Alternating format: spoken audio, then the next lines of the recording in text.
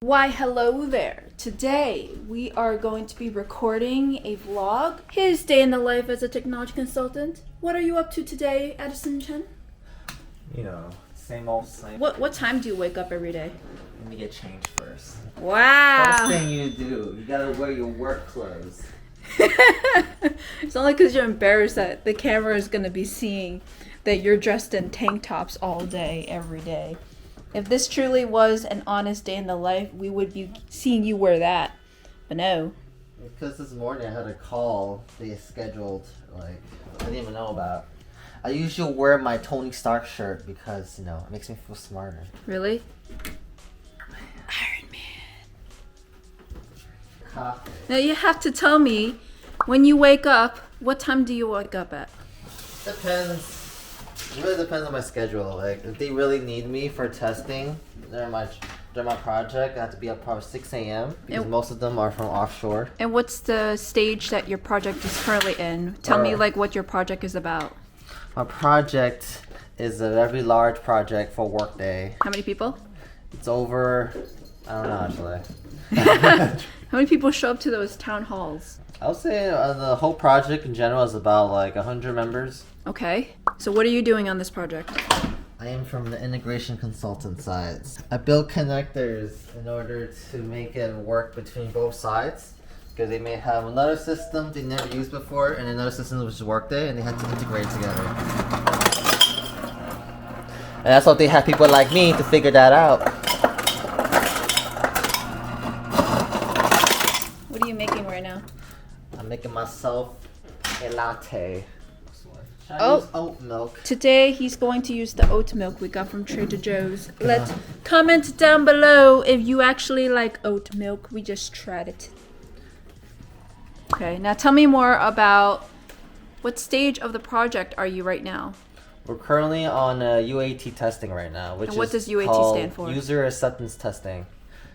Who are the users in this particular case? Only mainly recruiters. Okay, so what particular part of the integrations you're working on then? It's mainly on the recruiting module side. Okay. So not really HCM. It's more of people who are still in the process between being a prospect to candidate and then becoming a pre-hire to a hire. That's the process that I'm working on. Okay, so tell me a little bit more of what we are expecting today. For me today, well, currently since our project is going live soon, we're going to be doing mostly testing and fixing bugs. So it's going to be me just listening to people complaining about issues and I have to look into it. What does your team do? Do they each take ownership of their own integrations or everyone plays a part in every integration? Yeah, so it depends on how many integrations are in scope. So if you have a lot of integrations, you're going to need more than 3 or 4 people. Mm-hmm. So right now, currently, I'll say we have about 4 people on our team, including me. And I have about 8 or 10 integrations I'm building. Mm-hmm. And there'll also be cases where other people have integrations are probably out of scope because it's just not possible at a certain point. So at that point, it's just, depends on your situation. But yeah, for me, I'm building a good amount of integrations. As we take a look at your coffee, you're just gonna pour in the milk. You're not gonna pour in the milk in the frother. Let's use a frother for everything. This is how people in cafe do it. They're like, "Oh, you want to drink a oat milk? Okay. We're just gonna pour it in here, mix it up like this. Okay. You take out a spoon or some sort. That's so strong. Same shit. Then you mix it up like this. Wow, so pretty. Now this is your first time having a latte with oat milk, right? And voila. Yes. Now we shall see your reaction to this. I noticed if you use regular reduced milk, it's usually darker, but you use oatmeal, it looks pretty light. So I think it's just sweeter. All right. So let's see. Let's get your review on this oat milk latte. Definitely sweeter. I could taste more oat. Really? You think it's sweeter? I think it tasted less sweet when I had it. I'm trying it out now. I mean, you did it with the froth, though. This isn't with the froth.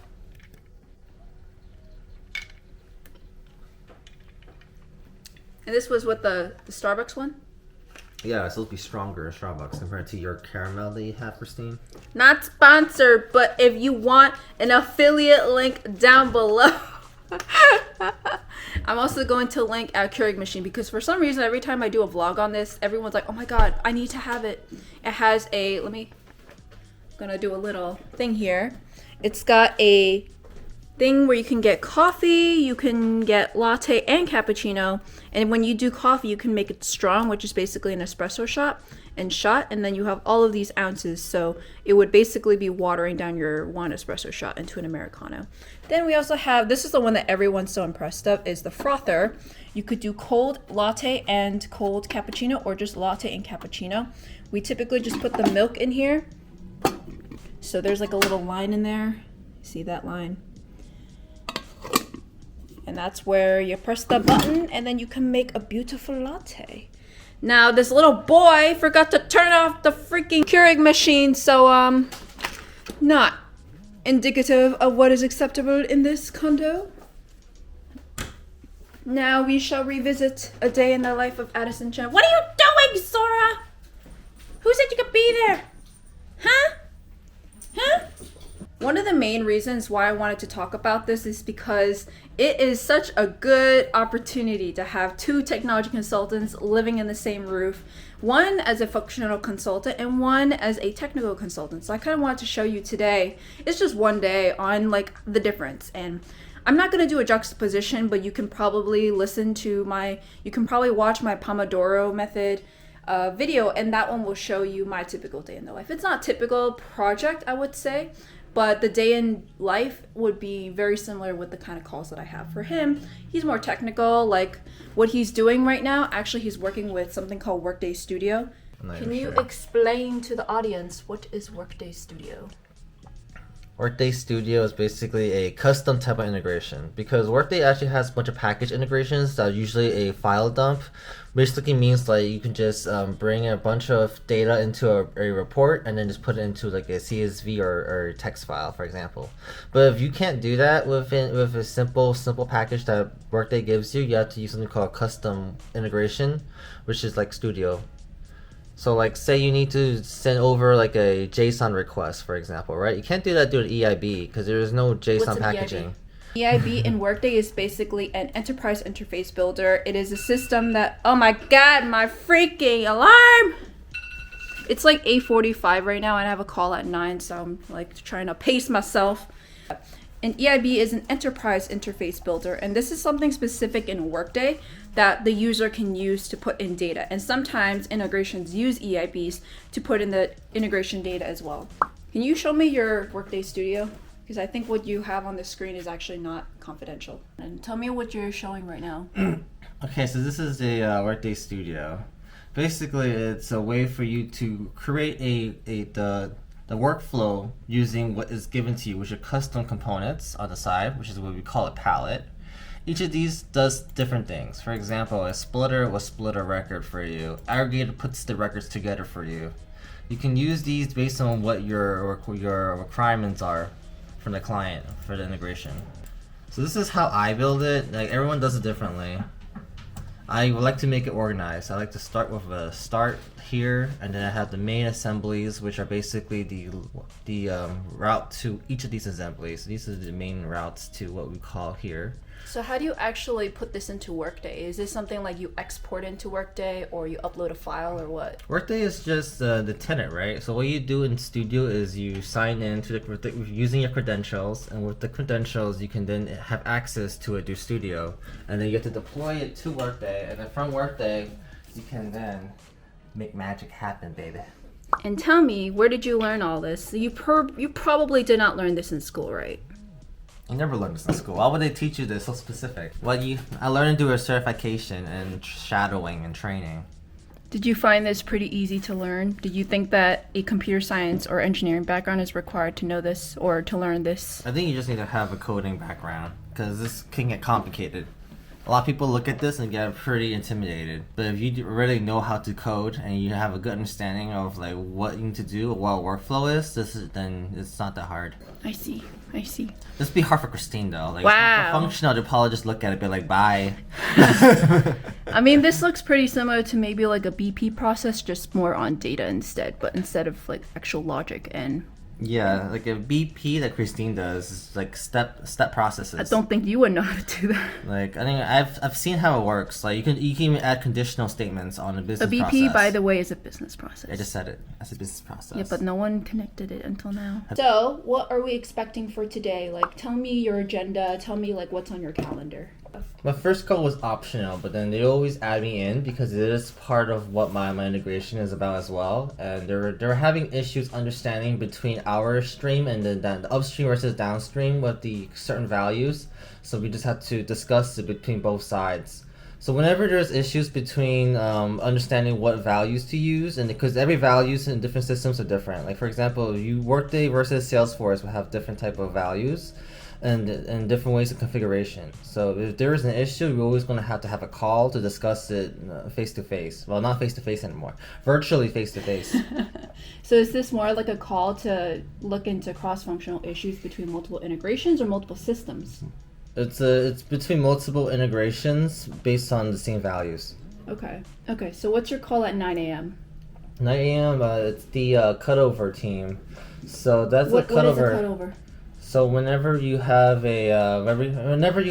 a project, you're always gonna have a cutover team. Basically, they're a team that give you tasks with a time base of when you can start like migrating your integrations over to another tenant. Because in Workday we have different tenants that we use. We have one that are like implementations, sandbox, and just for testing purposes. And then of course the last one when you actually go live is called a production tenant. And what the cutover team does is that they want to make sure everyone is on the same page. Because when it comes to migrating from tenant to tenant, it's not that simple. You have to make sure the data team load all the data in, all the business processes are in there in order for integrations to actually be able to integrate correctly. And you also need to make sure you have all your custom reports and fields also in there. And everyone have their own different roles, and there's a different team for each of these processes. So that's why we have a cutover team for that. And on functional team, we also have that too. So like usually in the functional team, we have a cutover plan usually right before go live. It's not usually right before. It's like we go over it months before and then we are actually reenacting it now. For a functional team, it's really mostly about actually moving data from the legacy system into the new system. And then we also have anything about like moving any particular configuration. This is typically like also considered data conversion or any particular catch-up data where even the time we actually got the data, there's still some time from that data cut date to the day we go live that's the catch-up data that we have to deal with after production is created or after moving to production. The one at 10 a.m., the one at 10:30, and the one at 11 a.m. And then after that, we'll revisit after your calls. It's basically just for the integration side. So when it comes to doing cutover, it's not just everyone globally talked about it. It's also about like they're going to talk to integration side, functional side, data team side. So we're all going to have different calls. For us specifically, we're going to go over again for the integration side to see like what else we've been missing, like what during the process of the cutover, what did we forget, like what should we add into the task so we can make it better for sandbox test. All right, tell me about your 10:30 and your 11 o'clock call. Sure. Okay. 10:30 is what we call stand-up call. So basically, we have people from Workday and people from downstream. The leads talk about Tell me about what do you mean by downstream? Downstream is basically the folks who are either going to be using, who are going to be getting the data from Workday to their side. Like end users? Yeah, that's what we call downstream. So upstream, for example, is Workday. Workday sends data over to downstream. Is this an integration terminology? Yeah, it's a terminology.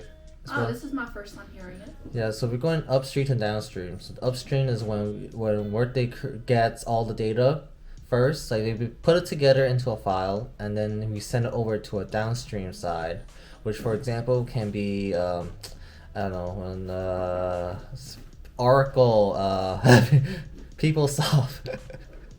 some type of software, another software that your client can be using as their party that they're using for certain reasons. So that's what we call downstream. And there's another team for that, and that's what we talk to them to make sure that there's no like showstoppers or any issues that might occur. And yeah. And this is something that you've always had like a daily stand-up Yeah, on? it's every day. Even like at the beginning of the project? Yeah. Okay. Speaking of that, what kind of methodology do you guys follow? Do you follow the Workday methodology, or do you follow your own methodology? Is it waterfall? Is it agile, Kanban? Do you do anything like that? Oh, I want to say waterfall. Basically, they screen share their document with all our integrations and go over them one by one. Addison Chen, tell me about your next call after that, your 11 a.m. one.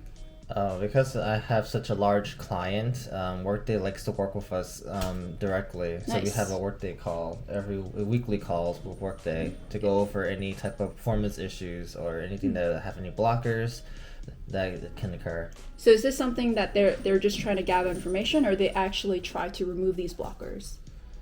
They try to remove the blockers. Like if there's any blockers, they'll have support cases to create it, which has to be done by the customer. All right, and now he actually just got his call, and now I have to go to my call because it's like 9 a.m. Oh my god, the cats are going crazy. So we're gonna resume after his 11 a.m. call. So in this case, like in your 8 hours of a day, typically tell me how many hours are you gonna be doing independent work, and how many hours are you in a call working with people?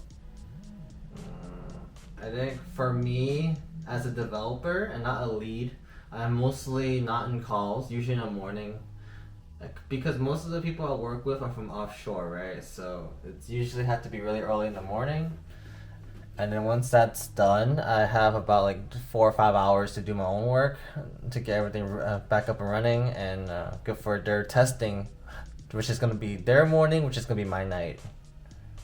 You hear that? He said 1 or 2 hours. For me, it's actually more like a little bit more than half a day. So I guess it depends on, I mean, I am an introvert though, so it does get a little bit draining, but that's kind of why I like how in at least technology consulting, you're not constantly in calls, while in management consulting you would be.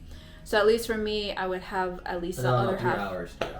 3 hours. Well, do you think it's 3 hours because of right now in the project stage, or typically it's around 3 hours? Okay. In the beginning, it was probably about 4 hours because of the design sessions, and then as you go through the whole project process, you'll notice that there'll be less and less calls, but you have the more stuff you need to fix, because at that point you're almost ready for production already. So why would they have more calls unless there's a big issue that occurs? That's when all these calls will come up. So by standards, my calls are usually 2-3 hours, but then if the issue comes up, they'll add a new call for me to join to resolve the issue. So it really depends on like what's happening. So how about during the design stage? Did you get a lot of calls then? Yeah, they usually schedule calls because you need to set up a call for during group sessions so you guys can talk about design stuff. Why, hello there, Sora. Hello. Oh my god, please don't lick my lens, Sora. Oh, do you guys hear him purr? Ooh. No, you're so cute. You're so cute, Sora. No. Alright, let's go see the other kitties. Hello, Charlotte. They're also curious. No, don't lick. Where's Dawn? Hello, Dawn. Wait, hello there, Dawn. No, she's butting my camera. You're so close. Yeah, oh my god, she's... Her nose is on the camera. Aww. This is one reason why I like the DJI Pocket 2, is that I can literally be right next to the cats like that. Day in the life of a cat. Oh! All you do is sleep, okay? Let's imitate you going to sleep. Look. Hey there. What is this sorcery? He's messaging me on Teams. I hear it in my own headset right now. You're pinging me. So he wanted cookies, as you can see from his Teams call. So I am picking up cookies. That's right. We're getting cookies. These are the cookies I actually made on Friday for an event at Accenture. Here, Office Champion has delivered. Literally. The terrible. Why, hello there, Addison Chen. You have finished your calls for today, right? No, I have another call later.